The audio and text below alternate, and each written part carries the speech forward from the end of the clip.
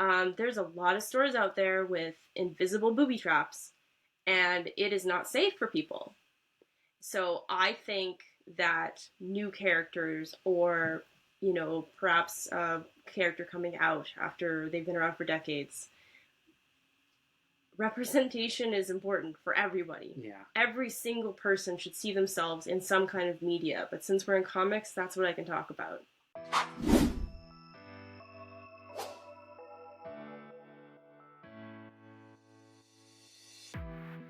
Hi, I'm Adam Freeman, and this is Comic Industry Insiders, a weekly podcast where we get to know the people behind the scenes of the comic book industry and get to learn who they are as people. We're also going to tease out the tips and tricks and relationships that allow them to be and do what they do, and to also give you and equip you to build your own career or business in comics. This week, my guests are Danica LeBlanc and Brandon Schatz, a couple that run Variant Edition in Edmonton. I'm told that's in Canada. And we talked a whole bunch about their entire relationship and how using their business grew that relationship and vice versa. We talked about building a business to scratch your own itch so that you get an opportunity to explore your own ideas. We talked a lot about community resiliency and building customer loyalty to not only navigate crises, but also how that relationship with your customers is your business's biggest asset. And we dug into some of their spicier takes. Brandon does like his spicy takes on the comics industry and pricing, representation, and why Spider-Man is always the worst it's ever been, and why that doesn't really matter all that much. All right, it's enough of my rambling. Please do enjoy our wide-ranging conversation with Danica LeBlanc and Brandon Schatz. Hi. Hello. So this one's Brandon, just for people to know. Oh, yeah. Oh, yeah. What that was actually going to be my first question was just introduce yourselves in case, people. So it's Danica on my left, right? That's what I'm seeing. Got it. Mm-hmm. Okay, great. Yeah. Excellent. Occasionally, if I get a cold, it might be a bit harder to tell. My voice will lower. Oh, and then gotcha, I will suddenly have Brandon's comic opinions.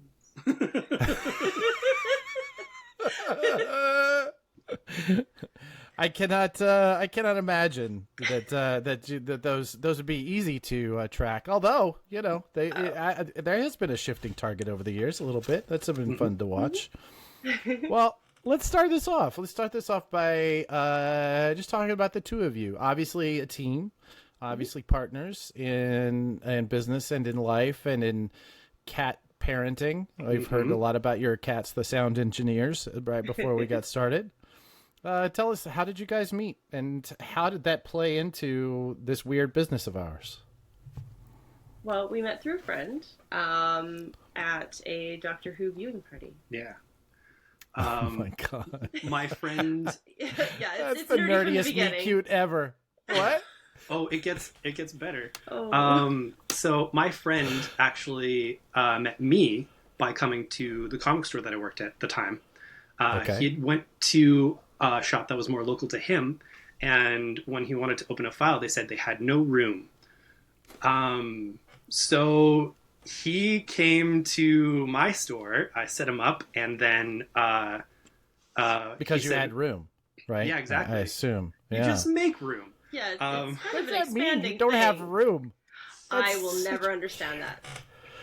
That's a weird FOMO move, if nothing else. Yeah, all right, go ahead. Sorry. No worries. No worries. And he basically said that the decision he made to stay at the store was based off of my pushing of Umbrella Academy on him. Because at the time, it's like, Gerard Way's doing a comic? Sure, whatever, man. And I was really like, no, I think you specifically are going to enjoy this. Which, so far down the line, he meets Danica at a party, invites her to this Doctor Who event. She shows up. I'm dressed as the 11th Doctor. She opens the door. We catch eyes from literally across the room. Yeah. And all I heard was her going, hey, and there's nothing else happening, even though there's a lot else happening. It was the time Simon Sound stopped. Yeah. It's so gross for anybody who's not totally into romantic comedies, because this is exactly how it happened. Well, and that's not generally my belief in life for whatever. That doesn't happen, and it was just like, oh my goodness, that is happening. Wow. Yeah. Wow, is that your memory of the story as well? I mean, just the eyes lock and the meet cute moment. I was taking off my shoe, and so I was hunched over, very attractive, trying to take off my shoe, and I paused, I froze, and it wasn't like a big apartment, but there were like 3 or 4 other people talking, so in a small enough space, everyone would have heard, right? Oh my God. It just got quiet. That is the meatiest, cutiest thing I've ever heard. That's all right. Well, wonderful. That's I'm so glad I heard that story. So you hear that he's working at a comic shop, and that doesn't. I mean, he shows up dressed as Doctor Who. That doesn't deter you. You hear that he's working at a comic shop. That's apparently catnip. I didn't know anything about comics at that point. Nothing. No. Really? Yeah. I was one of those kids that read the Archie digests at the supermarket, and then at some point I just stopped, and there was a huge gap where I didn't realize that comics were even a thing. So it was a combination of Brandon and around the same time my friend Devin giving me 2 very different graphic novels that kind of got me into it, and they were exactly what I needed at the time. And so to this day those graphic novels mean a lot to me. Let's see, I think Devin gave me the 12 Reasons 12 Reasons I Love You, the Jamie S. Rich and Rich. Joelle Jones. Yes. Oh, so yes. I've been a Joelle Jones person since day one, which is delightful for me because she just keeps getting work. So I'm very happy for her.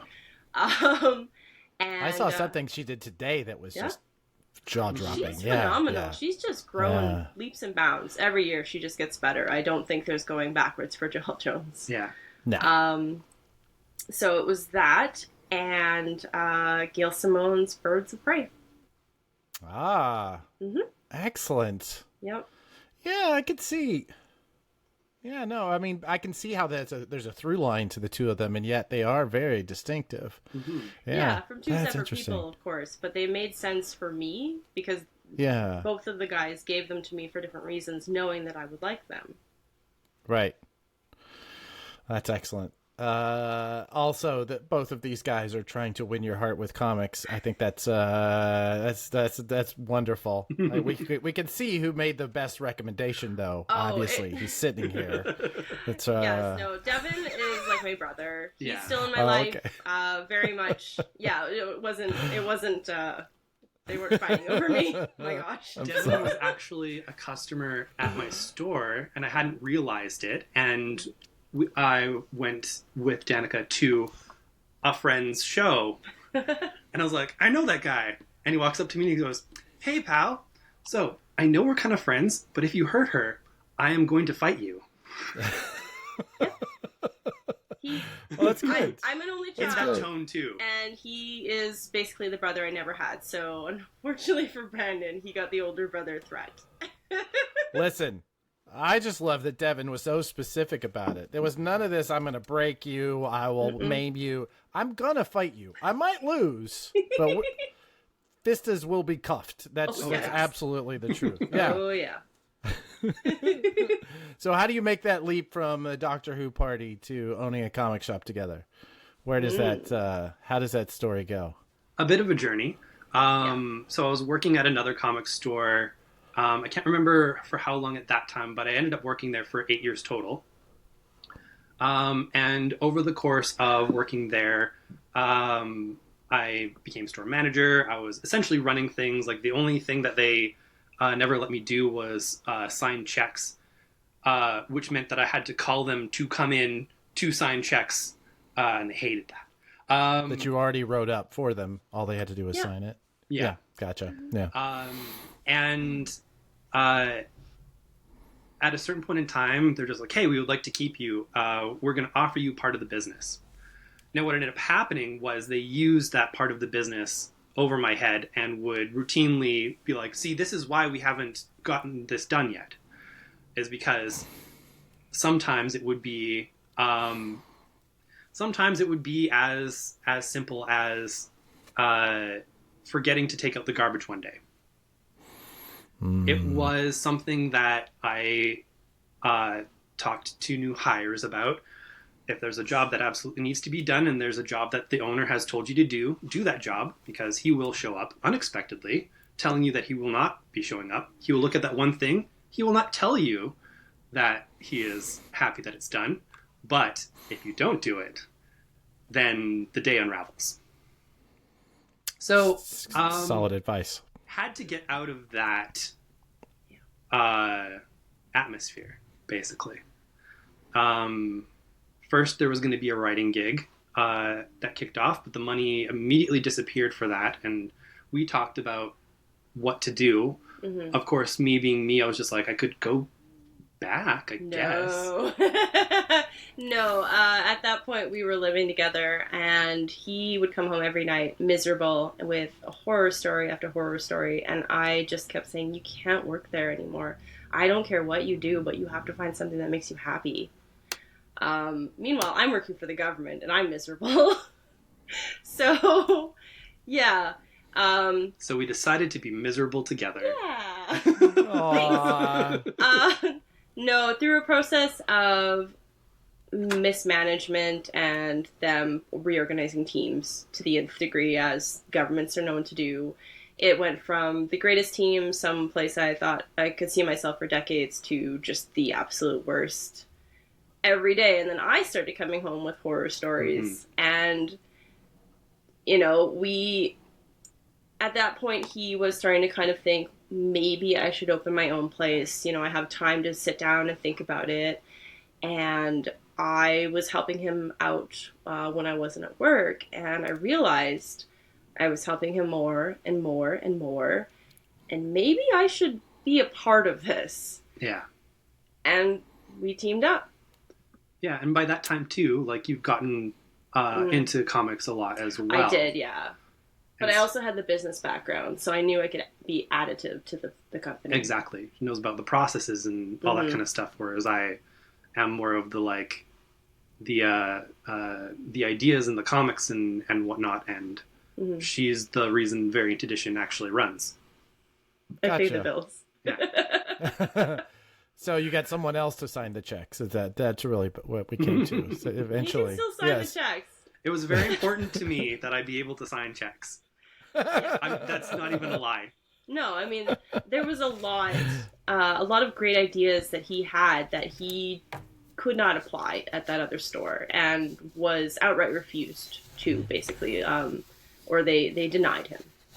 And so, while there still have been a lot of things we couldn't do with Variant because we were new, there have been a lot of ideas that you've managed to bring over and succeed.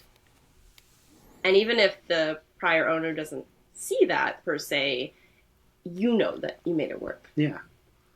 Yeah, makes me happy anyways. Yeah. Mm-hmm. That's wonderful. Thank you. Excellent. So how long has this been? When was this? What year was this? 2015. Yeah. 2015. Mm-hmm. Wow. Okay. Excellent. Coming up on that decade. So 9 years in, how does it feel? Are you ready for another 9 or 10? I know that there's something. Let's deal with the tragedy in the room. Yeah. So tell us about the current state of Variant Edition. Well, we are currently in a pop-up location, which we're so grateful for.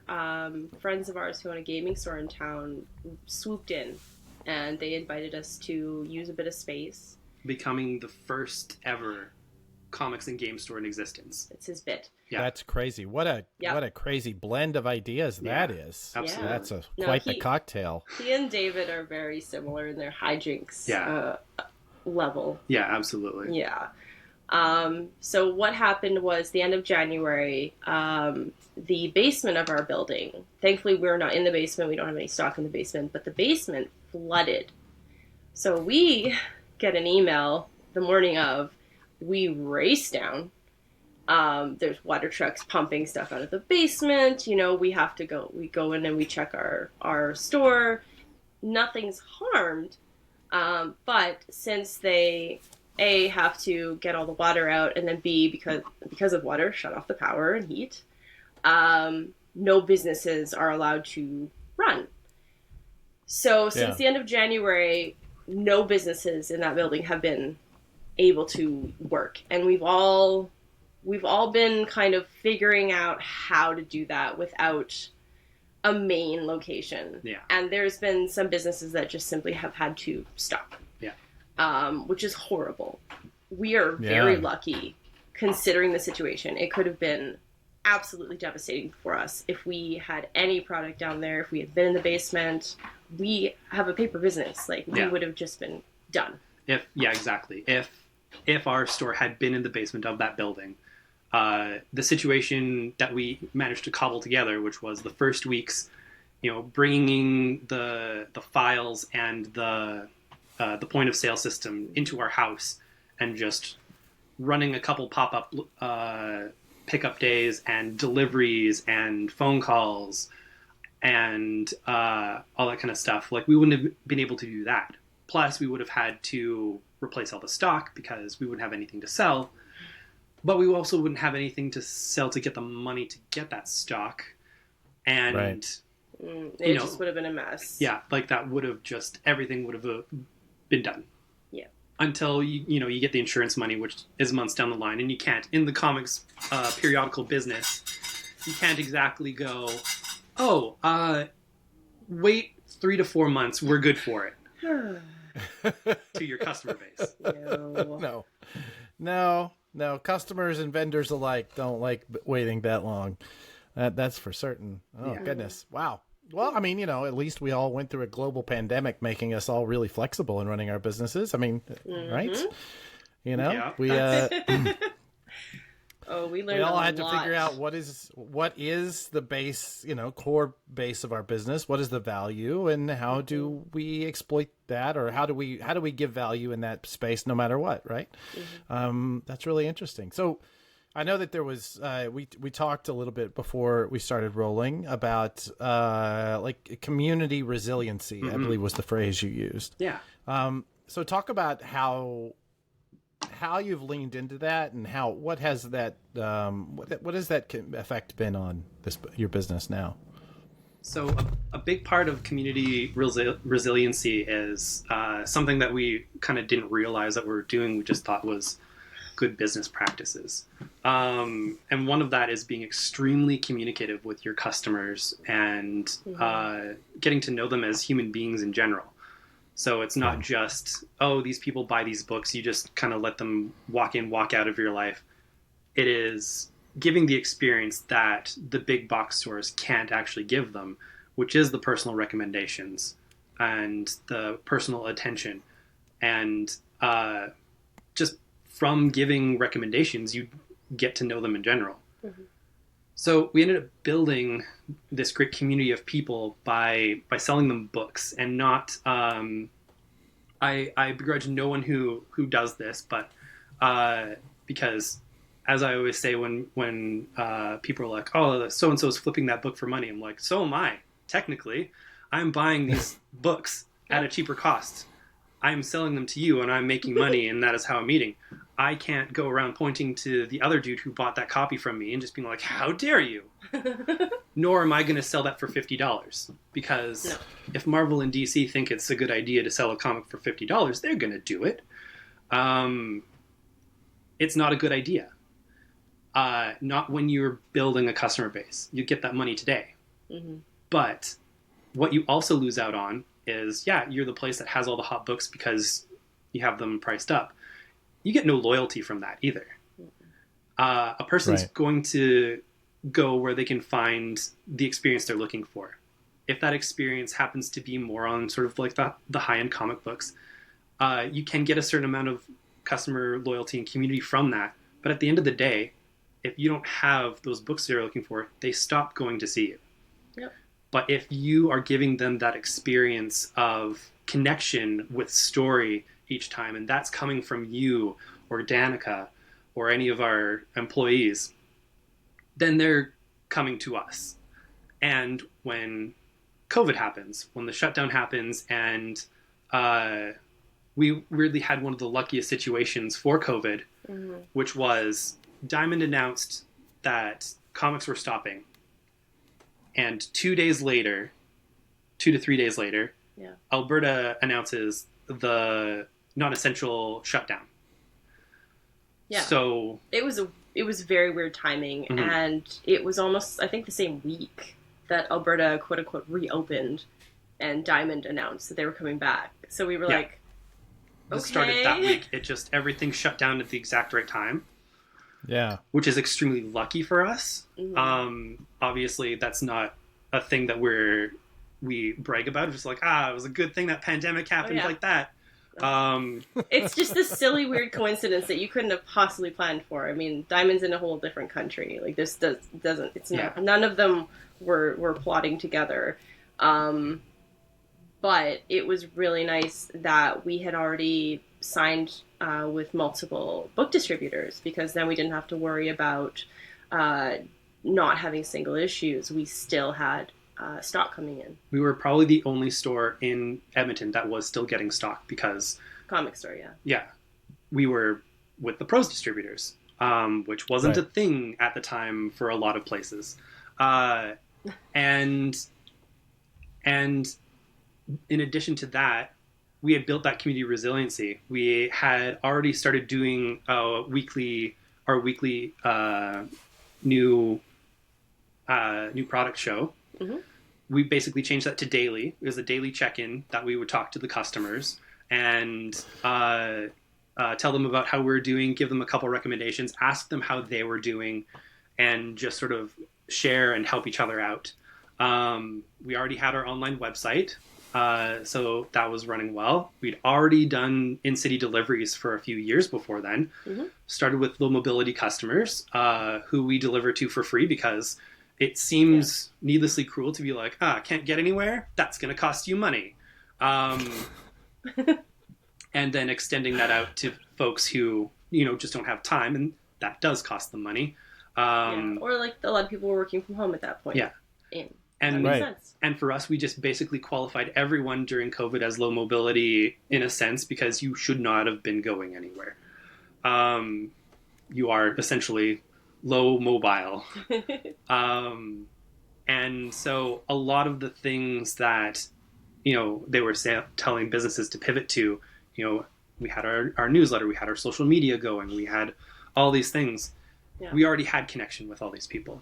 And we had another version of our web store, because we have a new one now, but a few years back, probably about a year, maybe two before the pandemic, we had a complete upgrade to our website. So at that point, we had a web store that we could direct people to already. Yeah, and one of the things that I miss about that web store,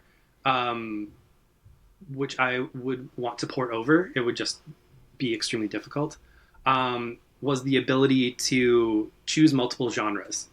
So we'd have the different titles marked as different genres, and so you're like, I'm looking for fantasy, and so you put the first one to fantasy, the fantasy books come up. Right. Then you put the second one to like crime. Yeah, like fantasy with the crime element or something. Because there's all these kind of subgenres, which is fantastic. I've forgotten about that, but I really missed that. It was like our little recommendation engine when we couldn't do recommendations in person. What are you using now? What is the? I was looking at it earlier today, and like I said, it's fun. It's a fun little space you've created for what is basically, a pretty standard sort of shopping experience. Yeah. So our system is Book Manager. Yeah. So they run out of BC. They're owned by Mosaic Bookstore. So it was created by them, and they realized, they could kind of put the show on the road because they had such a good program that they started selling it to other bookstores. And it's phenomenal. A lot of places in Edmonton use it. There's places all over. They have all over North America, and we're really hoping that they can start getting comic stores as well, because it just makes sense. Like, it's such a great program. They're good people. You know, like, I glow about them because their onboarding person was just a gem. And she answered every question I had, and I had so many. Yeah. So it's a bit of a steep learning curve, but once you get it, you're just like, it must have saved us like hours upon hours each week. 12 hours a week each or something. You know, just like in receiving alone. Like, it was insane the amount of time that it saved us. Yeah, because it's not just the website, it's the point of sale system. And it's not just the point of sale system, it is if someone does a special order, it takes that order in, tells you if it's prepaid or not, will print out a slip when it comes in. You can text people, you can email people. Straight from the point of sale. And once a person does that order, it actually puts it in an order from that specific vendor. So you're not putting together orders from this vendor and having to send it off. It's all put together for you. You just double check through, press a button, and it goes to Penguin or whatnot. Now, obviously, Diamond doesn't have that capability, so there's the other end that we do outside of that. But the simple fact of the matter is you can go to our website, and in terms of graphic novels, you will be able to find every single graphic novel we have in stock, every single graphic novel we can get in, and if you're feeling spicy, just prose books in general. Anything that we can order is available to folks just by going to our website. That sounds amazing. Does it also handle your subscriptions, your pull box, however you guys refer to that? So for that side of things, we deal with managed comics. So they are fantastic. Brian Garside runs it. Great guy. Again, answers any question that we've asked. I have asked a lot. I've asked a lot of Brian, and he just continually delivers. Even if I'm like, Brian, can the thing do this? And he's like, oh yeah, it actually can. Or, it already does. Here's how to find it. And I'm like, good, that's good. I needed that. And both systems are just like a couple changes away from being able to take a printout report from Manage, moving all of that, including the customer data, popping it into Book Manager, and all of it just being in a person's transaction, like already ready, no problems. But it's just like even a couple though tweaks. It's two separate programs, they work together really well. And so us in the back end, we can manage so many different, sorry, no pun intended. Every program we own has the word manage in it, or manager, which is hilarious to me. So sometimes I have to be like really specific of what I'm like. I'm asking Brandon about a thing, and I'm like, no, this manage, blah blah blah. But with subscriptions, so the single issues, of course, are purely through Manage. If someone subscribes to a graphic novel or a manga, we take that as a subscription, but we just kind of do the kind of typing work to get it into the orders. So it's not too bad. Like, it's not, I don't expect everything to be automatic. That would be, my job does not need to be that easy. Like, if it was that easy, I don't know why I would be here. Like, I like a challenge. So I like being able to have them kind of not talk to each other, but there's like a glass wall in between and not like a wall. Sure. Yeah, and the just how close these systems are to just being something that could be amazing combined together.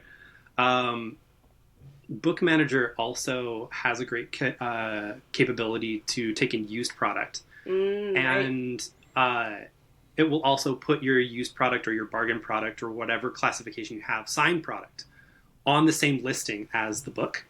So you can get something new. You could get the signed edition, or you could get the bargain edition. And at the same time, it also does condition.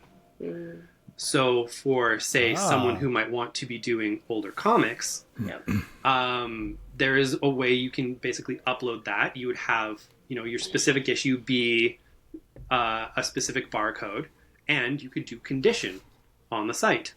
Spectacular. But that's something that there's still just like a little bit of adjustment, because Book Manager doesn't have the periodical extension for the UPC codes exactly. Yeah. Oh, right. The suffix, the digits on the end, right? Yeah. Mm-hmm. So it just needs to be a little bit longer. But I think if they do that, Gotcha. there's no stopping them. And like, they can be everywhere, which is fantastic for me. It's basically what I've been pitching them on for a while, and they've been pretty receptive. It's just a bigger task, and it would honestly open them up to like the entire comics market. If that little bit solved, then the amount of things that you can do, and your website would be capable to just pop up. You scan that book in, it is on your website. That's it. Yeah, and you can also create ISBNs. So there's like A codes, and that's what we use for our ratios. So we put our ratio single issues online, and kind of create ISBNs for them. So those are listed as well because you get more eyes than just who's coming in the store. Well, that's excellent. So you let's go back real quick and talk about. We did the deep dive on software, and I appreciate that I'm building a platform where we can do that. I even have interviewed Brian for this. Oh, wonderful. Yeah, he's lovely. I really like Brian quite a bit. Let's go back to a little bit about community. So how much of your time each week do you think you spend in that sort of maintenance of people that are not in the store? Right? Is that, I mean, it seems like that's something that you continue to think about every time we've talked. How do you mean maintenance? Like you're talking? Well, not maintenance. That relationship, right? You know, that relationship that you're putting in through social media, through the weekly kind of podcast video show. Like, how much of your time are you spending on that? And like, what are those tools? Like, are you just going through the basic social media platforms we all use? Is there anything specific there? No more than what is usual. Like we've considered social media part of the foundation since day one. Yeah. So it wasn't a stress to add it on because we were already on Facebook, we were already on Instagram, we were already on Twitter. We're on Blue Sky. I'm trying to get better at that. I'm very good at Blue Sky on my personal account, but I really need to switch accounts on that part. Yeah. But the live show, I think, is probably our most direct to people. Wherein we can talk to them once a week minimum, because a lot of the folks who watch aren't people who can get into the store even on a weekly basis, or they do special orders only, or et cetera, but we can talk to them, we can check in with them. One of our mail order customers from Grand Prairie tunes in every so often, and it's nice to see him. And sometimes he argues with his partner on there. It's very sweet. They're a lot like us, so they have like their little bits. So he'll log on from Facebook, and she'll log on from YouTube or something, or they're both on Facebook, and they're just like, and so it's really funny. It's like we're all hanging out. Yeah, and that's a part that we're actually looking to grow. Yes. In part because of the situation we're in, and how that's caused us to sort of reconsider the store's basic resiliency as well. And that's the idea behind our grand plan to become Canada's local comic shop. And the idea behind that is not just what a lot of these sites do, is just provide the content. Like, you want book, I give you book, enjoy book. Right. But again, you find that type of customer ends up being a lot more mercenary about their decisions. They're not necessarily loyal to you or your store because you are providing that base experience that Amazon provides them. And Amazon's pretty cold about their whole deal with people. They don't really care about you directly. And in becoming our idea of Canada's local comic shop, we have that hour or so each week where we are talking with you specifically about, what industry things have happened that you're interested in, or, what's happening with us. We check in with the people who are there. We talk about the new comics, things that they might be interested in. And we feel like that is an extremely important experience for a comic store to build out something different. And so right now it is mostly our regular social media, like Danica said, Facebook and everything. But the hour stream has always been the most effective. And every week we have orders that come in specifically because we talked about it. And we have a lot of comments from people who are just like, I never would have found this. Thank you so much for recommending this. And while it's not always directly, although sometimes there's things that I am directly recommending to people on the stream. Yeah, it's kind of funny. It's like, oh, Adam, I'm glad you're here. Okay, we're going to talk about this tonight. I think you'd really like it. Yeah. We can literally talk to you like you're in the store, which I think people really wonderful. enjoy. Yeah, and I think so too. On a micro level or macro level, macro's the small It's one of those. Micro's the small one. Yeah, finish micro's the sentence, small one. then we'll all decide. I We'll was vote right after that you first finish the time. sentence. On a micro level, Brandon does deliveries, and so he's got a couple of mobility folks. I'm gonna make him an example because I think it's great, the story between you two. This fellow used to shop at the old store that Brandon shopped at, and then of course his mobility issues kind of amped up, and unfortunately he couldn't make it out, so his brother started coming, and then you left. And I think it was like the day we announced that we were doing in-city delivery, he was the first comment on Facebook and said, I'm signing up, I'm checking in. And since day one, he's seen this guy like pretty much weekly, barring like weird family emergencies or like blizzards or something, or like if we have a book fair, like just basically almost every week for years, like 6 years now. And they get to talk. This guy still can have the comic book shop experience, can talk to Brandon, can keep up with him. And I think, whenever I think, like, you're on deliveries and it's a lot of work and it's a lot of driving, but you get those moments. Yeah. And truly, at the end of the day, too, there's that personal level that I really love. You get to connect with all these people. But then if you're going to use business brain, too, the thing that a small business, a small comic shop does better than anyone else is that personalized experience, is that direct contact. I always tell people, like, you have to stop trying to be the everything store. Because, you can chase after every hot thing that happens or whatnot, and you're going to hit those highs and you're going to hit those lows. And like, those highs are going to be great, but those lows are going to suck. Whereas what we've discovered is we've built this community, these people, these relationships. And so when people are going, oh, wow, there's this huge crash that we're experiencing, we're not experiencing that. We don't experience that because we aren't engaging with our customers passively. And so our numbers dip when things dip, because that's just how life goes.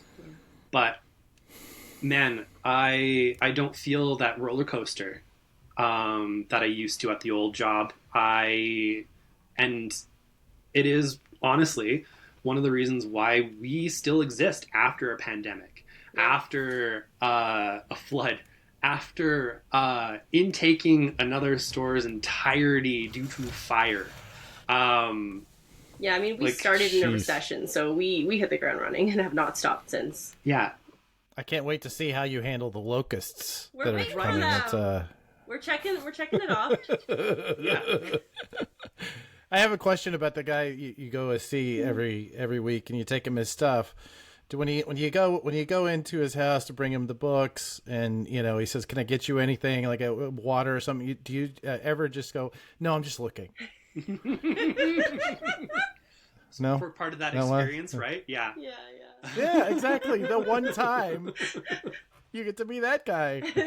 How would you two define success for Variant Edition? Right? What is the goal here? It's not a number. It's being able to put a book into someone's hand. Yeah. I have had the honor of giving a lot of people their first comic, and whether it's a single issue, whether it's a graphic novel, whether it's a kid or an adult, you can't beat that. We do book fairs, which has been incredibly rewarding. My heart grows every time. They're a lot of emotional work, but it's always so worth it every single time. And even if it's not their first, it's someone, you know, a kid comes up and sees the Babysitter's Club volume and they're just, oh my god, the latest volume, this is amazing, you know, Wings of Fire. Or Wings of Fire, when we had that out at the end of the year. Out. Oh my god. So it's the direct connection with someone. Like, I make sure that we can pay our bills and we can pay ourselves and our employees, but beyond that, you can't do this for the money. My gosh, if you're in the wrong business, my friend. You have to do it for the love. And if it feeds you and your cats in the meantime, that's good. Yeah. That's kind of the goal. We never started this to make a mint. and again, we never begrudge anybody who is looking at the medium and engages with it in such a way that they're looking for the money more than the connection. We're definitely not looking. Maybe for you don't. Yeah. I think what we heard was Danica going, maybe a little. Maybe there's a little. See, he's kinder than I. I am, because I'm on the business side, I'm a bit more cynical, where I'm just like, really, you're doing that? Okay. And I know how much work it takes to just simply pay our bills every month. Yeah. So having that emotional topper makes all of the drudge work worthwhile. It makes the hard days where there's a blizzard and a hockey game and you're probably going to make, like $200 in a day. And it's just, why am I here? Why am I doing this? Because 3 weeks from then, you are going to see this 10-year-old just burst with emotion. Oh my goodness. Because you have the latest amulet and they're just like... Two of our best experiences of all time came from the Batman Fortnite comic existing. Yeah. The first, and this is one of the absolute only times that we've kept product behind the counter. Because we had grown-ass adults coming through every minute. They'd look at the spot where it was supposed to be, and we had a little thing that said, sold out. Mm-hmm. And they'd say nothing and they'd leave. And then we get phone calls, especially the one phone call from these two kids. What did they do? Well, I love it that the parent was like, no, if you want the comic, you need to call. And it was very established. You could tell there was like, no, it's okay. You just need to call, And I answered, and they were very polite and asked if we have the Batman Fortnite comic. And I was like, yes, we do, of course. Would you like me to put one aside for you? And the kid pauses and goes, we're just kids. We don't have any money. And my heart was like... Because they had to ask their parents. Don't say anything. I'm like, that's okay. Yeah. You know what? Just talk to your parents. And we don't have to put one aside. It's okay. Yeah. I was just like, yeah, no, I understand that as an adult, I've asked you to do something that seems like it would make you do that thing. Like if you're like, I'm just checking if you have stock, but please don't put it aside for me because I cannot afford this before I ask my mom. And it was so cute. And then there was another kid who came in. And this kid would phone every week it was supposed to come out and be like, hi, I just wanted to double check that the second issue of the Batman Fortnite series came out. He'd do the whole name. I keep forgetting it's like 0 Point or something like that. Mm-hmm. Has come in. Like, absolutely. Okay, that's good. And is it aside for me? Yes, it is. Okay, that's good. And he'd come in at every time. You'd get him his comic and the parent would pay. He was just, his little hands were shaking. And just like, just so excited. The amount of retailers who at the time were just like, well, they're not even reading the comics. Two things. One, they absolutely were. Mm-hmm. And we can attest to it. Because we would read it and talk to them about it. Yeah. And two, talk to your clientele and tell me how many of them are reading all their comic books. Oh yeah, there's way more adults that just buy comic books every week. Like we're some of them. It's okay. Like we don't have the time. But the children. Oh yeah. Goodness. They have time. They have time to read comics. Yeah. There was another. I think as adults, we're basically just buying the comics, pretending that we're also buying the time. Yeah. Right. That's just it. Exactly. We're buying the memory of having the time that they had. Well, and there was this thing going around is comic store owner was talking about how there are the biggest problem this industry has is there's no parking lot reads. And they're talking about that read that a person comes in and buys and sits in their car to read. And I go, oh, friend, you need to meet some children. Yeah. Because the majority of the kids who come in are reading it in the store because they can't wait. Well, if they're not hugging it. Yeah. I've had kids hug the books on the way and you out. have to just kind of like, just one sec, I'll give it back to you. And you pull the comic out of their hand. You put it right back in their hand. And the book fairs. If any comic store really wants to go out there and connect with readers, my goodness, go to your K to 6 because and put on a book fair. And if you want a little bonus, do it on a parent-teacher night where the engaged parents are coming in and willing to maybe reward their kid for a good job. The classes come through, they have money, they buy books, and they all sit and wait and read. Yeah. Their new favorite things in front of you, and you just get filled with an energy. Like, the worst thing that happened at our last book fair was at the end, we were too full of that energy. Oh my gosh. That it kind of tipped a little too far, and our little introvert bodies just couldn't handle it. It was amazing though. I love, like, we're either in like the library or the gymnasium with one school, and so there were kids either just like lined up on the little steps outside the library or the benches around the gym, and as the remainder, probably like 3 or 4 are still looking, there's like 12 other kids just like, ooh, or sharing it with their friend, or yeah. And I love the discussions of like, well, I'll go back to the Babysitters Club because a lot of the girls were like, well, I have this volume, so if you buy this volume, we can share it.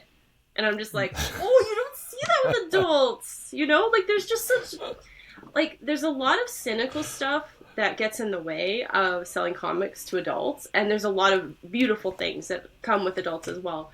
But there's absolutely an innocence to, you're $1 short, and I have this loonie that my mom gave me.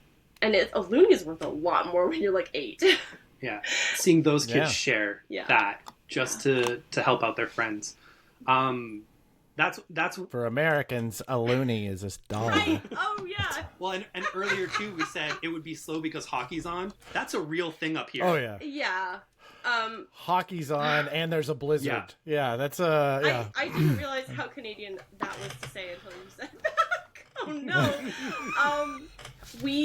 A couple of years ago, we started looking up the hockey schedule because when it's on a Wednesday, it's bad. Like, it's bad for comic stores. It can split your day in half, like your sales. And you can feel it, and it's so comforting knowing that no. It's not just us. The Oilers game was on. Okay. Or they're going right after work to get food so that they're ready for when the game is on. Mm-hmm. Right? Like, right. It is measurable, the difference. Makes me wonder if you could do some sort of counter programming for those of us that are not into sport, you have an anti-hockey night, I don't know. I'm not sure. We used to do introverts reading nights. Yeah, that was fun. Which isn't a big seller, but what we would do is literally invite people into the store. It's like, you don't talk to us. We're just going to play chill music. I can have the kettle on. You can bring a book or you can buy a book. That's okay. Like, the sales was never a pressure. Yeah. Because introverts. And we know from introverts, we are. Right. Yeah. And if you really didn't want to people, you could play the home game. Yeah. So literally all we asked is just put it in the Facebook post what you're reading, or we were on Twitter at that point. Just send us what you're reading. To the hashtag, basically. Yeah. And you'd share what you're reading, and you'd have a quiet night. And for us, It was an event that told people who we were Yeah. and what kind of store we were. Yeah. So while it didn't offset the sales per se, it exposed us to the community in the way that we wanted to be seen. And we found a whole bunch of new customers from that too. Yeah. So in the long run, yeah, your event didn't make money. Ooh. But you built a shared experience. And it's not one based off of bringing in someone for a signing or whatever. That is going to be a very singular experience. It is a shared experience that now connects you with more people. And as you build out more of those, you get, again, to circle back in a lot of ways, a situation where we can hit a flood and still do the majority of our sales in a month. Oh yeah, like our February was rough, but it wasn't as bad as it could have been. Yeah. Considering that we didn't Sure. have a store location for the first couple of weeks of February. It was basically a write-off. Like we were making sales, but it was nothing. Yeah. And the Right. fact that we came in within something like 15% lower than last year, when we had no place for people to pick up stuff for over 2 weeks, basically. Mm-hmm. Like, Listen, I mean, you guys also, I think there's a little bit of luck there too. If you're gonna have a flood, and it's gonna knock out a comic shop, the best months for that to happen are January and February. In publishing, we avoid those months. You don't want to launch anything in January or February because it just won't. It will fail to launch. So you had a period of low excitement that you could just. I assume you're not paying rent. Hopefully, you're not paying rent. We're not. Okay. Yeah, good. no one in the building is. We've been told by other tenants because we kind of we chat with other folks that were in the building, trying to support everybody. Sure. how they're doing, and if one of them is a bakery, so we've been trying to kind of support them in any way we can. We push people their way, when they're because they're doing markets right now, because they had actually just moved in less than a year ago to the building, so they went from markets to the building. So I think they're doing okay, but I mean that guy is stressed, which I understand because I too am stressed. Yep, sure. Well, so I wanted to transition. It's funny, the energy that you guys talk about, the book fairs and your ability to get out into the communities and building that, it does dovetail quite a bit, especially since you guys were talking about it, in that you have both, Brandon in particular, but you have both been very active online. Your voices are very loud in our industry, right? And I wanted to talk a little bit about that, right? You have the column at the Beat that you've done a fairly regular thing at. You have the Substack that looks like, shockingly, there haven't been a ton of updates since January. I wonder what you've been doing. You've done many things. You've done lots of interviews, and you've been out there talking about our industry and positing ideas for furthering it. I guess my biggest question is why spend so much energy there? You obviously are fueled by, and both financially and emotionally, by the time you spend with your customers and building your business. And I have to assume that some of the reactions you've gotten over the years for the stuff that you've said has been, I'm sure some of it has been less than positive. Being that you two are obviously so fueled by your business and by the customers that you have and those that you're developing, why spend so much of your time and energy, doing the industry commentary? In a lot of ways, it's because writing helps me stay sane. It's a big outlet for me. And I have such a passion for this medium and the community that extends beyond just sort of the immediate surroundings. I know that comics can be so much more than they are right now. And they are so much right now in general. But we tend to build tiny, weird communities within ourselves that are just hell-bent on being goofy about everything. That's one way to put it. Yeah, it's the judicial way to put The it. kinder way. Yes.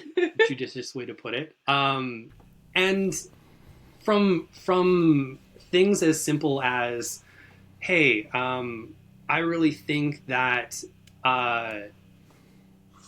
graphic novels should be more of a focus on places, and then being met with, well, talk to me again when you've been in the business for 25 years, kid.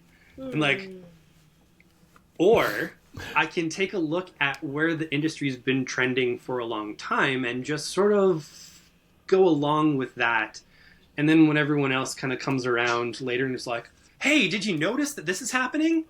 And be like, oh yeah, like I was telling you, and then you yelled at me and told me to get out and go away. That thing? Yeah, I do remember that.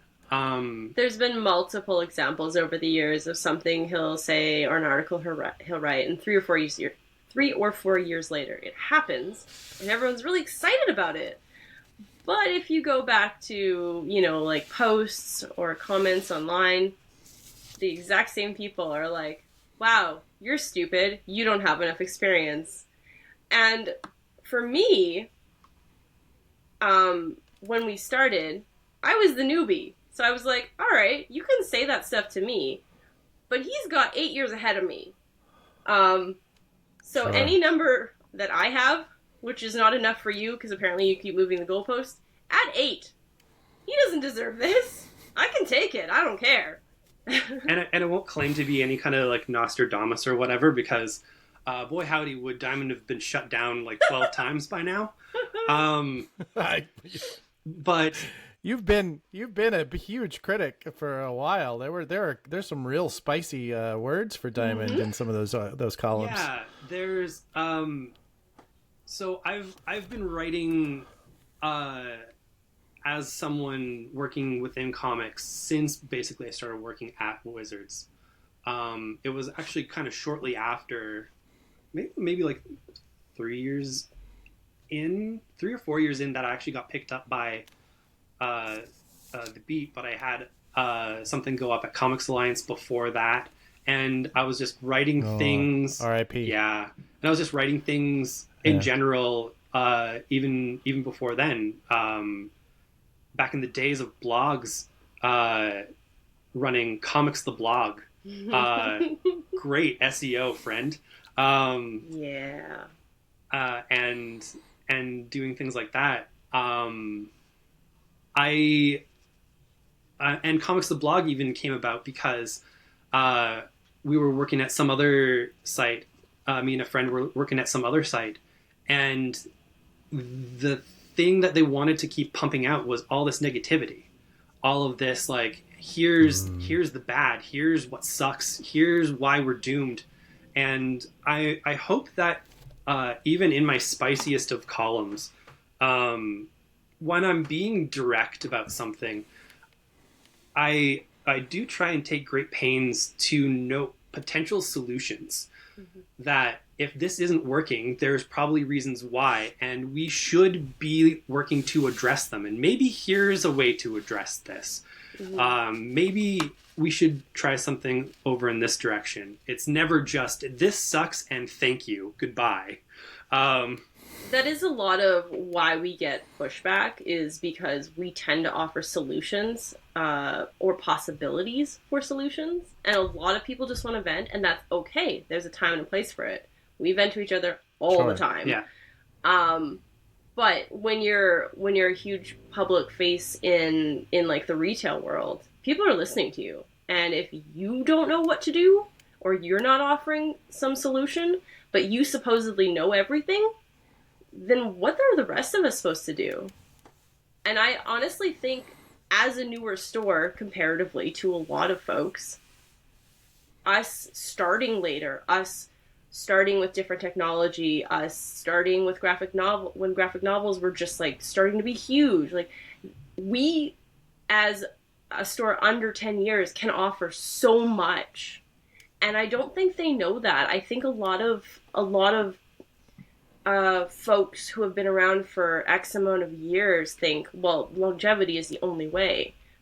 But we learned it from day one because I came in with no comics industry knowledge, and I kept asking him all these questions of like, why are we doing it this way? And he'd go, oh, well, because we've done this always. Oh, no. It'd be about 50-50, basically.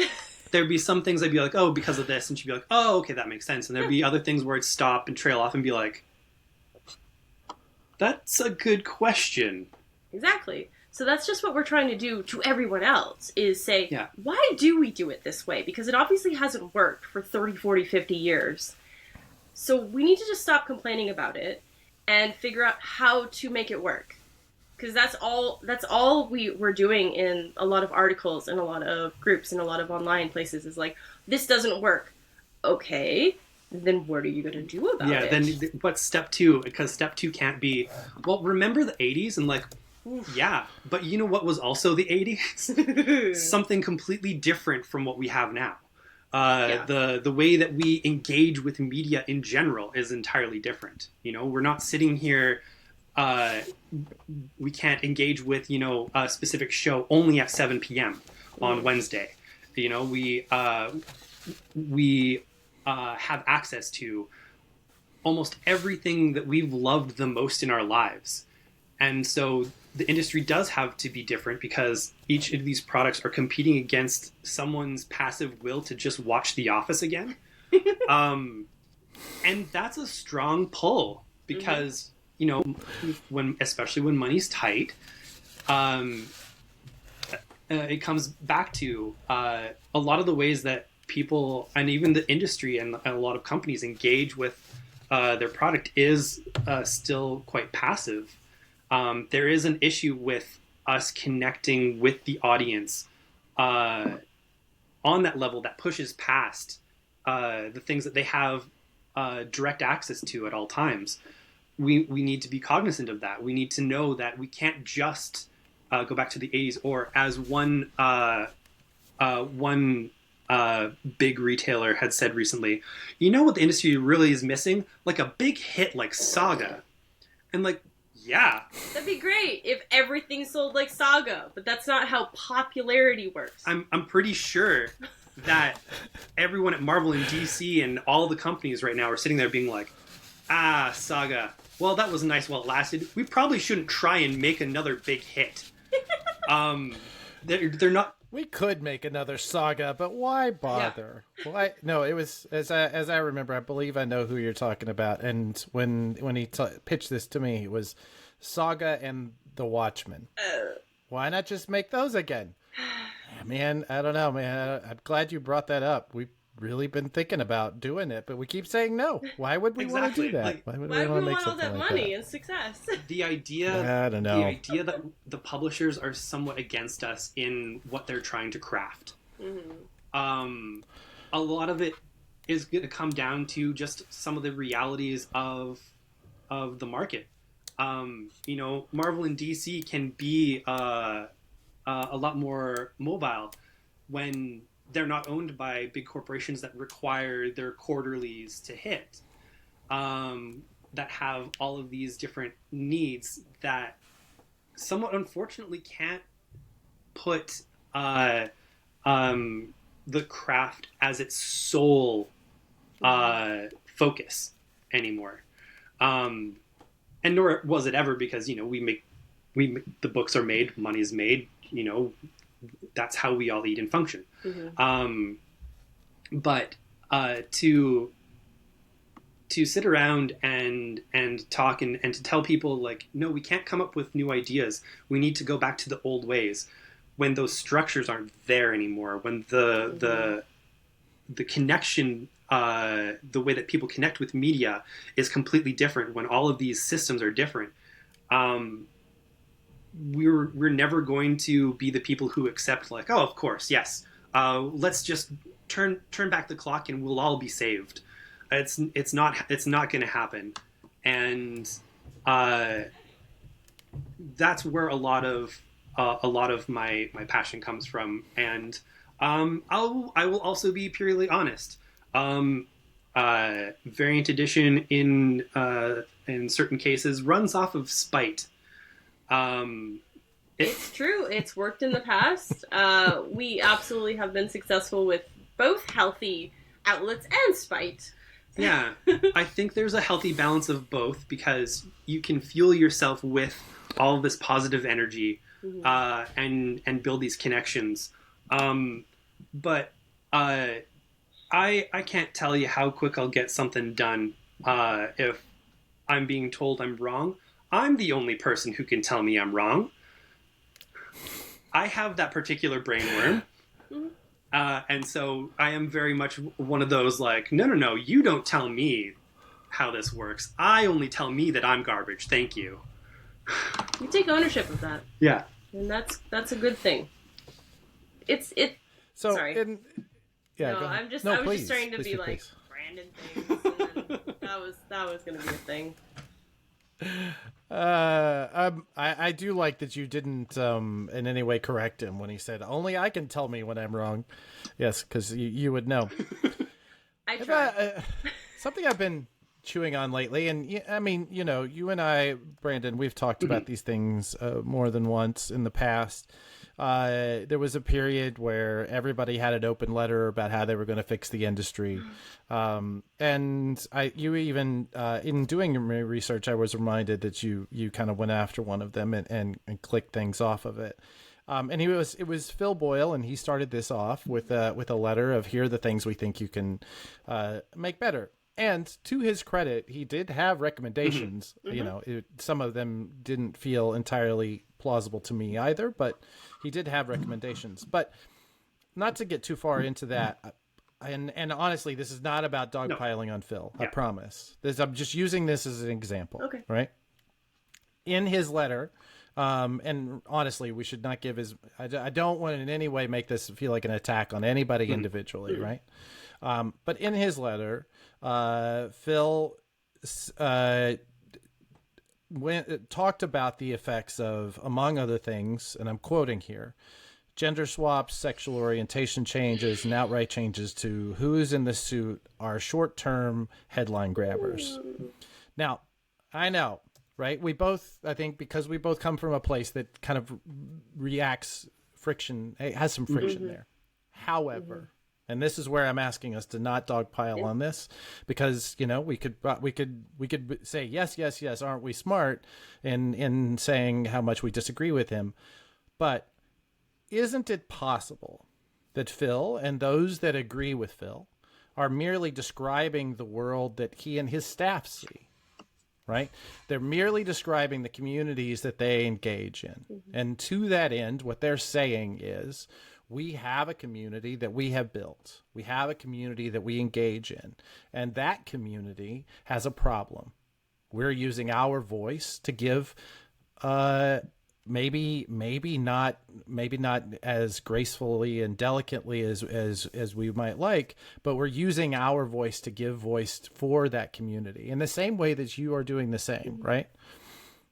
And I think that there's an interesting question here is, do stores reflect their communities or their owners and staff? Is there any way to untangle those, especially in successful stores, right? We see that. There's an alchemy there. There is absolutely a balance. There's a lot of questions I just threw at you, but There is absolutely a balance. A store's fingerprint is the owner's. Yeah. However, there's a certain point where the store is bigger than you, and you cannot be a big baby about it.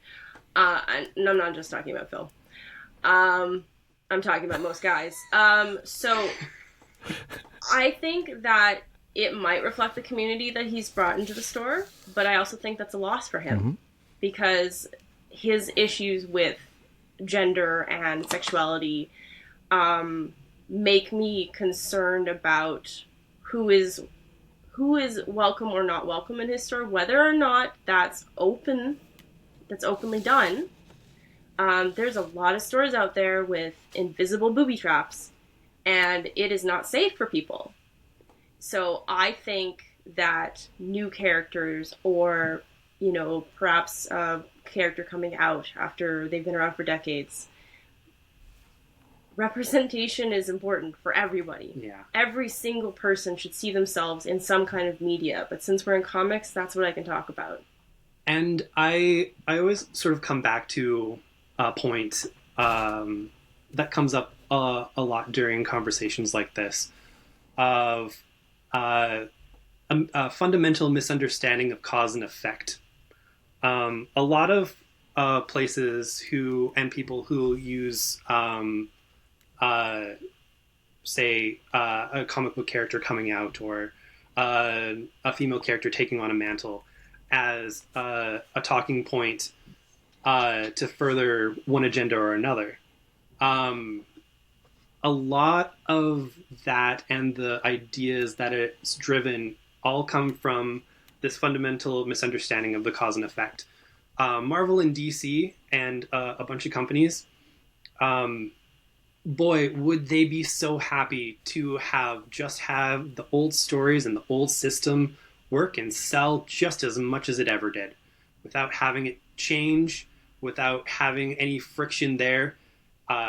Everyone's looking for the most frictionless scenarios that they can find, whether it goes down to our phones, where Apple builds in anything they can to make sure that click solves all of your problems, and the more clicks you add, that just causes more friction. Big companies, comic companies, all these companies are looking for that. You can't tell me that Marvel and DC wouldn't just keep on going with those old stories if that was monetarily profitable for them. And so that's where the cause and effect comes in, is people are thinking, oh, well, it's changed so much. I'm experiencing this hardship as a store that has not evolved or changed. Now, this is obviously my opinion. As a store that has not evolved or changed, I'm experiencing this problem because this product has moved past where my comfort was, where the sell was. I can understand. I would love, people would love for the same thing to again be as it was and make all the money. But Marvel and DC changed their product. Not just because it would be a proper reflection of a deeper reflection of the world around them, but because at the end of the day, that was the path that was going to see them through tomorrow. That was going to open up another revenue path. That was going to get them to the next place. And if they had not done these things, the industry would be in a worse place for certain, because there would be no evolution to the next bit. You would stagnate and you would go away. And that is more of my problem that I have with columns like that. Poor choices of words or ideas popped in there aside, is fundamentally at the end of the day, this is an ask to go back to a system that was more frictionless for them, and by golly, I know we all have that yearning. It is extremely unfortunate that for some people that yearning seems to disregard people with different experiences, and I will always fundamentally push back against even whiffs of that, honestly. But for me personally, it comes down to, at the end of the day, just that fundamental miscategorization of the cause and effect of what's happened here. All right, excellent, thank you. I would let's see, I have a bunch of other stuff here. I don't want to take up too much. Actually, no, there's an interesting piece, and I'm just going to completely shift gears. But at this point, I'm basically just going through your op-eds that you've done over the years, and I wanted to make sure that I'm all this stuff. I want to make sure I get your greatest hits, but also, talk about the stuff I think is interesting. There was an interesting piece the interesting conversation in one of your op-eds about pricing. And this is something that I've had a lot of conversations with. I mean, I'm in the marketing of comics myself. The number of hours I've debated cover price on a book, I don't know. It's in probably in the weeks, work weeks point at this point. But So I found this to be a really interesting take, and always found your voices to be, I would say, generous from the point of view of publishers, and that we have businesses to run as well. But you brought up manga specifically, and I've heard this talked about quite a bit, like this idea that why would people spend $5 here when they can spend $6 or $9, whatever, on a manga that's going to be like this, right? And forget for the moment that they're basically designed for you to just like blaze through those pages. But when people discuss pricing as being too high, I think they tend to point this out. They talk about manga and they talk about webtoons and the other, let's call them comic streamers, right? Where it's either basically free or you're paying a monthly subscription and you get to read all you want. And it's not surprising to me that the discussion never really talks about how little money on those platforms ever makes it to the creators of those comics. And I'm including manga here as well. It is rife with not abuse, because these are artists that chose this life and have decided to live these monastic lives where all they ever do is write and draw comics. But they are treated incredibly poorly, even by American comic standards, right? We can talk about how poorly American freelancers are treated, but like they are kings compared to some of these folks. So I guess my larger question after that TED talk about pricing is, where is the sweet spot, right? Where is that? Are comics too cheap, right? If we're putting people into a place where the only way for them to create this thing that we love is to, put themselves through that. I mean, don't get me wrong. I've put myself through a lot for comics, but should we be increasing the price, or where? I don't know. That's a very different question if you're asking about single issues or graphic novels. Because I think you are. Am I? For single issues, I absolutely think that if you're going to increase the price, you have to increase the page count. We have to add the exchange rate on. So think about all the people complaining about the American. Add $3 onto that. And you're getting even less. Yeah. Like here's something that I've always felt when American retailers are like, oh, if this price jumps, and it's like been since like the $2.25. That's how I've been as cognizant of comics prices back to like $1.95, I think, as the regular. And sure. I've been selling comics since about $2.25. And I've seen the jumps, and all the comics retailers being like, if that jumps up to $2.99, I don't know if it goes to $3.99, I'm not going to be able to sell. And I can sit here in Canada and say, you know what? I've got data on that. Because our comics are more expensive. Specifically, every time you guys do a jump, I can tell you roughly what the effects of that jump will be. Because Canadian... In your incremental portion of the world. Insofar as... Right. As I can see how a lot of people engage with it. And I can tell you right across the board in terms of when publishers increased a price. The reason why Danica, I believe, brings up the difference in our heads between single issue and graphic novel pricing is because you pop that comic book up $1. I've been working in the store long enough to know that maybe 1 or 2 people will stop buying that book. And that can be in a field of 100. And in many cases it has been. Right. So why, as a publisher, would you charge $3.99 for this $4.99 book when, this dropped down insignificantly? Yeah. 1%, right? In that example, you've gained 30% revenue and you've lost 1% of sales. Yeah. That's a business choice I'd make all day. That is sort of the push and pull of how we run our business is, we also don't sell the hot book that week for $50.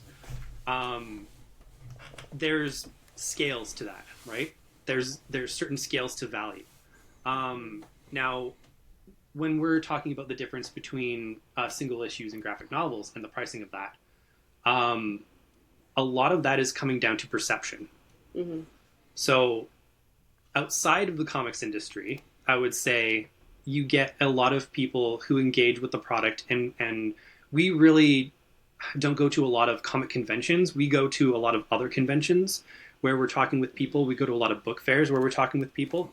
And the fundamental difference that the outside world sees between the single issue for $5 and the manga for, it has been raised to about 13 now. And I'm using American because that's the baseline communication in the comics industry.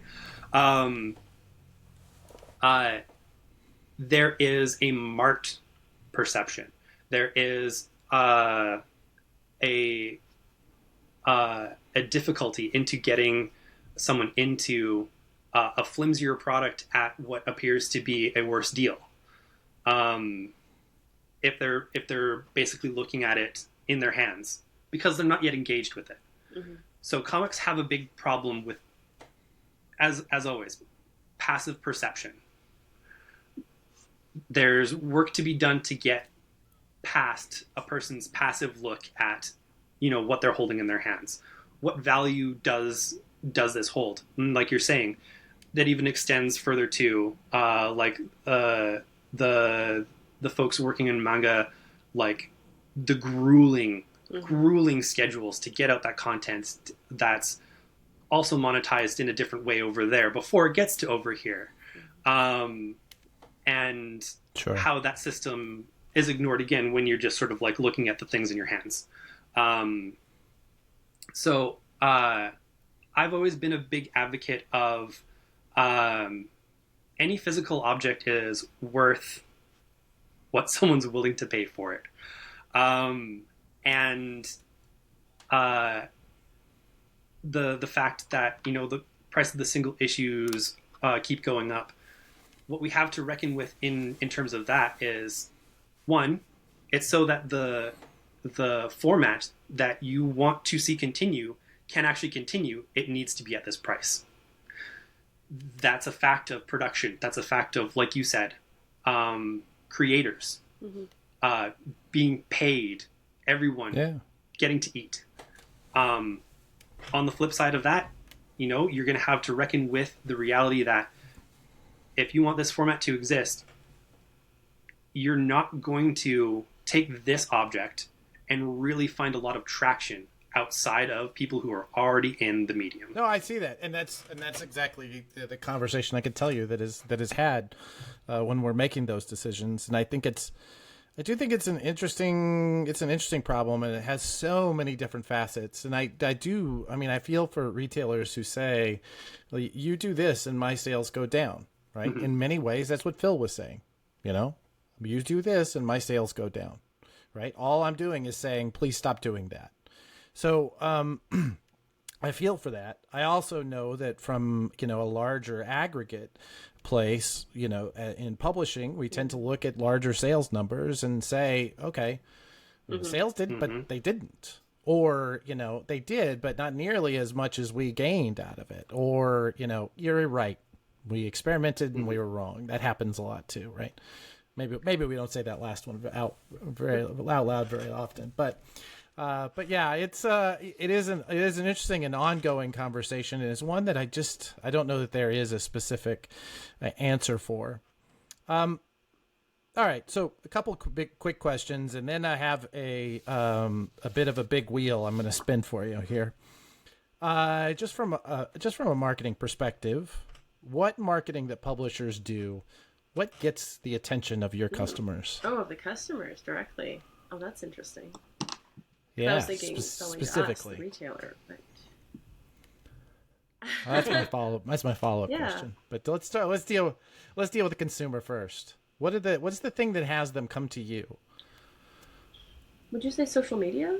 A lot of times the creator is talking on social media, and that's where the person will see it. They're following someone. So here's one of the unfortunate parts, is I think that a lot of what the publisher is doing aren't really connecting with customers right now in terms of outreach. That's fair, yeah. I went extremely right to the creator, and yeah, that's not the answer to your question. That's an answer to a different question. And that is truly where we're finding the most focus. Mm-hmm. Now, what I would suggest because of that is publishers should be working with their creators more directly. Mm-hmm.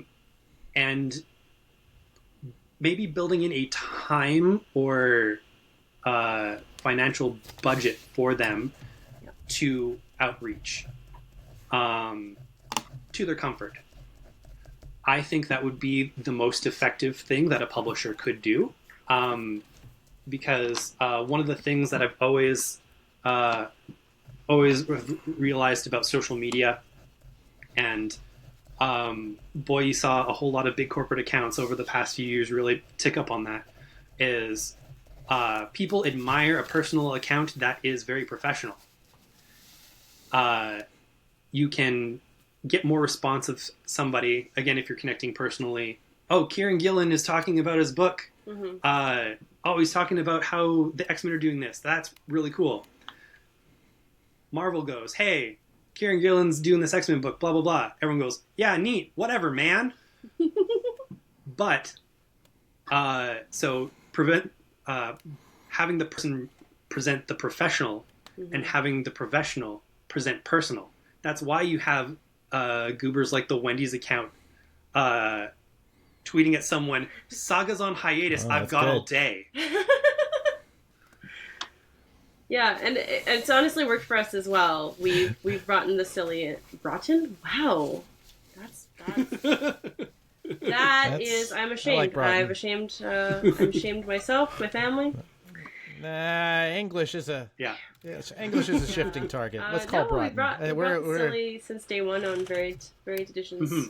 social media, and people love it. You know, we created VE interns, and it's just been pictures of our cats, and then we were pet friendly for quite a few years, and We still are, but COVID just sort of stopped having a lot of people bringing in their animals and stuff. Yeah, we got to meet people's dogs, and then we get to put them on our Instagram. Yeah.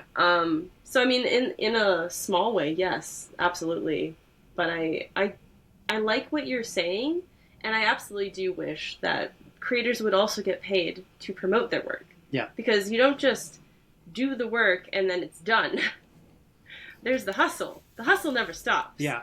And a lot of times, places like Marvel are like, well, good luck to you. Why didn't you sell your comic better for us, a giant corporation with billions of dollars? And truly, I think engagement these days, there's so much information out there that a lot of if a comic book company is putting out sort of their here's the structure that we do. There's obviously things that don't hurt, sort of like your FOC reminder, your letter from the creator or whatever. Which nowadays, whenever you get things like so and so really wants to talk to you about this, and I'm just like, well, yeah, because it's on FOC. I completely understand this. It's how they feed their family. Of course you want to talk to us about this. Yeah, and it's just like, hey, dear retailer, I've been spending years on this. It's really a book that's really close to my heart. It's about A, Y, and Z. And I really think that it's going to connect with the audience, and here's a look. And it's the same letter, pretty much, across the board. I know what I'm going to get. And so that's... but also that communication is always coming from the publisher. Mm. When I get email from the creator, and who knows, a bigger company could set up a system where they have sort of like intermediary email system. This email is coming from so and so. Hey, I am talking to you, retailer, about this upcoming book. That'll always get more engagement. I'm answering your next question. We're not answering the but it's all part and parcel with it. That's the thing. Like, we're all part of this chain. So the publisher can't sell without the retailer, can't sell without the customer. Like, it's just we are all in this together. but a lot of folks kind of act like we're all in a vacuum, and then if we aren't in a vacuum, we're just here to punish each other. And we're all, like, there's infighting, and I'm like, guys, we're all just trying to eat at the end of the day, and nobody is getting paid what they need to be. So just, we're all, like, just be here with us, sell some funky comics, and, you know, try to just feed your pets or your children. Like, just, but like, that's what we all want to do. I can tell you, and it might be a function of how we've built our store, most of our customers aren't paying a lick of attention to what's coming out, when it's coming out, why. And part of that is because there's way too much information. Everything you sign up for comes with, every purchase you make comes with a sign up for the newsletter that you're going to ignore anyways. So a lot of the information just not getting to the people, because it is just sort of this presentation of, hi, here's a professional business, here's a professional product. Sure, I get 100 of those a day. How am I engaging with this in a different way? In terms of customers, the things that they talk about most, unfortunately, does end up being, oh, I heard that this happened. Oh, I heard so-and-so said this about this company. Oh, I've heard that they're going to be trying to do this and people don't like it. And it's just like, okay, so what they're keying into, the information that gets through, is always something that has a more personal bent. Unfortunately, right now, it's usually the drama or whatnot. Like, anybody could have guessed that the X-Men announcement on this weekend was going to get boo, like, across the board. But that said, I know for a fact that because there is this passionate engagement, because there is a response to it, that means people have been talking about it, and that means they're talking to me about it. So the things that publishers are doing that are actually getting people's attention, and this is not to focus on anything that you're connected with, sir. Shenanigans like a bad idea, just dropping things into the crazy bucket and seeing people go cuckoo bananas. If you were out there... I don't know anything about that. That's crazy that you would have to deal with that. Wow. And the customers know about the product, and that is the engaged customer that we get in the store, who knows what's happening and when it's happening. Because something bananas happened. Yeah. And what is this even about? And why are they like this? Whereas you get the same style of books from different places. I would say you guys have sort of like a more wild action style kind of bombast to it that does obviously have a lot of threads to the previous iteration of Valiant for whatever reason. With a lot of the creators. Shocking. A lot of companies have also done projects with those creators, similar ideas. And you know who's getting more traction with those ideas? Who's to say? Maybe the company that's getting the people to talk about the product. The consumers really. So the answer is being weirdos is the most effective way a publisher can actually connect to a customer. Yeah, well, I think I might know a little bit of something about being a weirdo. That's for sure. All right, we've been going a little while. I'm going to let you pick. So it seems, if I'm looking correctly at what's happening, right? If I'm looking at the footsteps you're leaving in the sand. You had plenty of plans for creating and writing, and then you had a flood, and now you're just trying to keep things going. So I'm going to give you an opportunity right here to discuss. I've pulled out a list of things that you were fully prepared to talk about, and I'm marking one of them off because I think you just hinted at it, and I don't want to hear any more of that in this show. Okay, here we go. These are items that you said you were going to write about in Substack. I'm going to let you pick one. Yeah. All right, from this list. Ready? Okay, here we go. When is an event not an event? More and less variants. Amazing Spider-Man is always the worst it's ever been, and why that isn't true and doesn't matter. Building counter-programming. The Neil Adams letter war with retailers. I'm kind of actually interested to hear that one. If you don't tell it, we'll ask about it later. Comic shops are closing and in trouble. The Void Rivals, Energon Universe marketing. The Radiant Black story split. The case for firing customers. The return of the Ultimate line. And the thing about the Spider marriage. Comics Conspiracy and Alex Jones, The Man Who Killed Frank Frazetta, or Ghost in the Machine. I'll let you pick one of those, and we can finish off our time here with that. I'm expecting a rant no matter what. All right.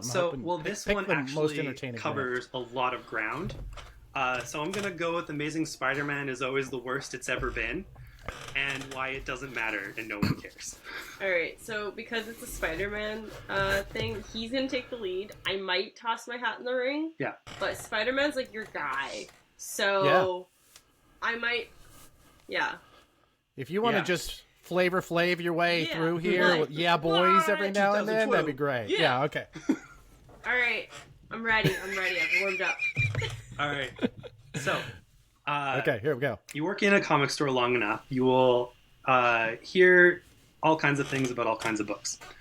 I have, personally, never experienced customer reaction like I do with Amazing Spider-Man.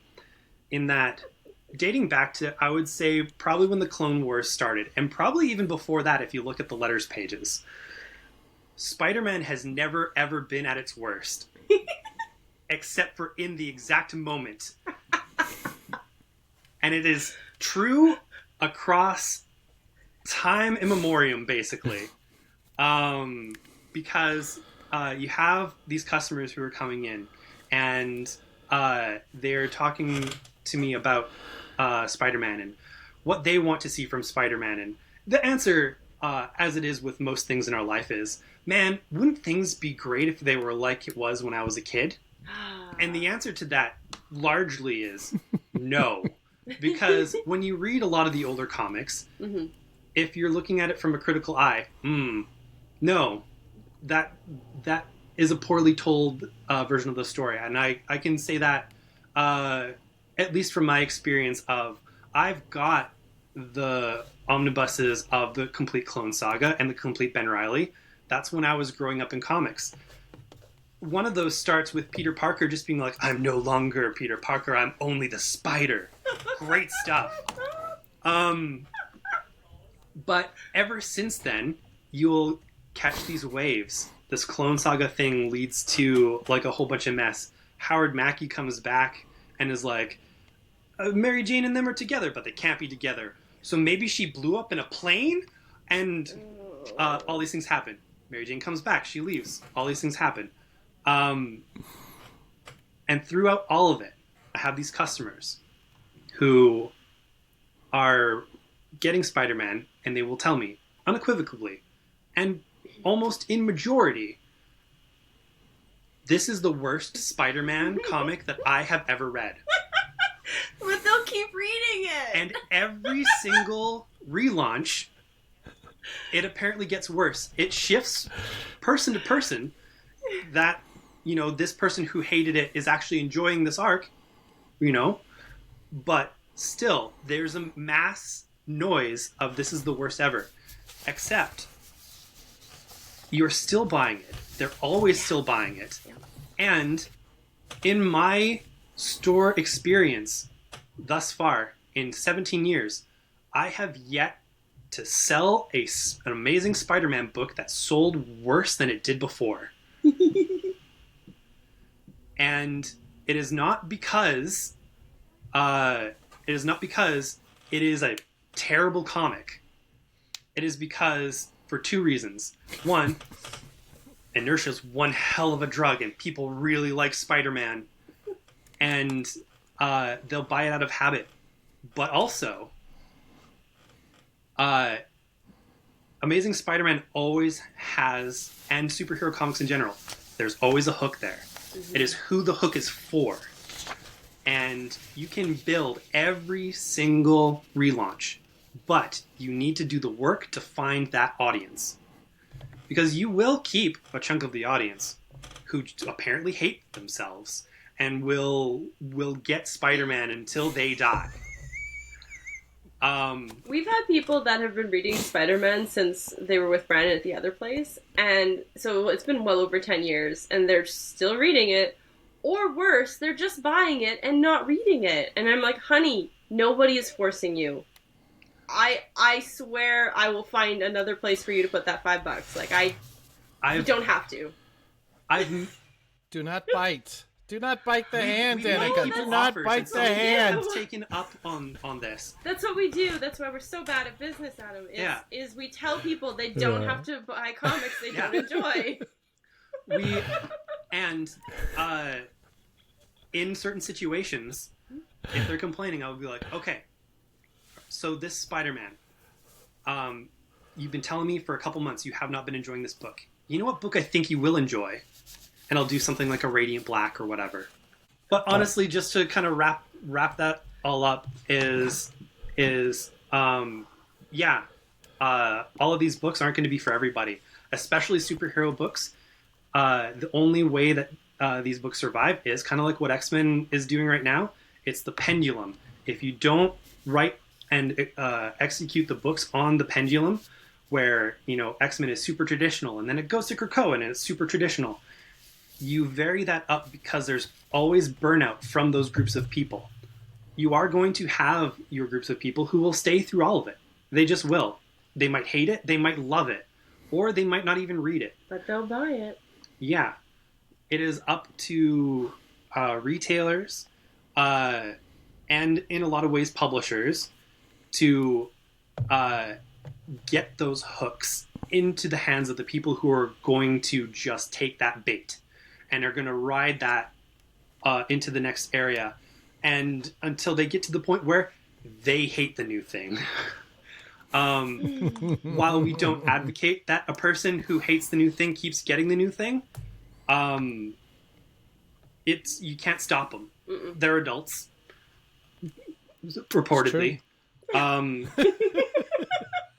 they can make their own decisions. And kind of what I was getting to is we've actually taken Amazing Spider-Man out of a person's hand and go, we're going to keep this here this week. Mm-hmm. And we want you to read this book. Yep. If you don't like it, bring it back. Here's your Spider-Man.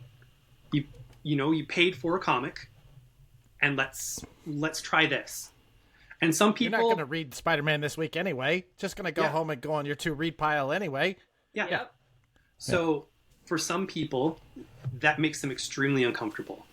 The thing that they're engaging with isn't the comics as the story. They're engaging with the character, and that's fine. Yeah. But other people, they end up discovering new corners of the medium, new concepts that they really like, and that is that's the juice. That's the juice. And so that's kind of what that article was going to be. It might still be. Yeah, you talk about that all the time. Yeah. It's the first draft. Awesome. Well, Brandon, Danica, this has been wonderful. Is there? I think we're gonna get close to the end here.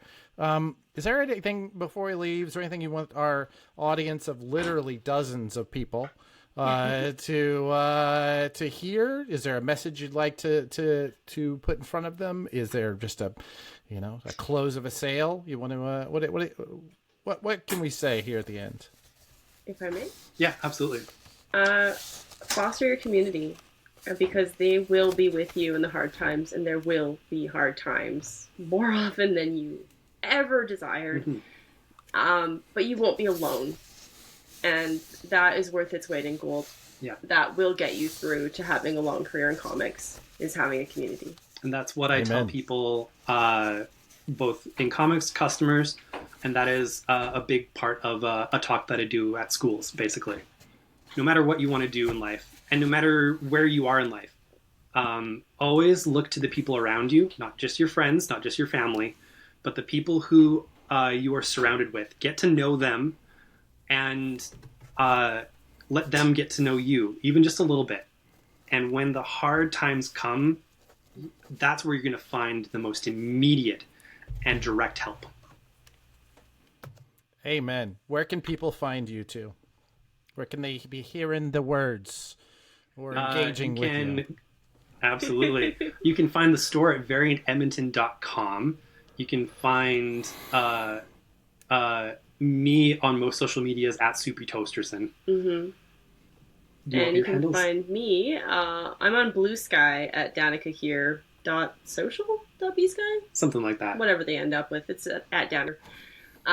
But we're Variant Edmonton on all our socials. We are mostly engaged on Facebook, Instagram, soon to be Blue Sky once I get my bleep in gear.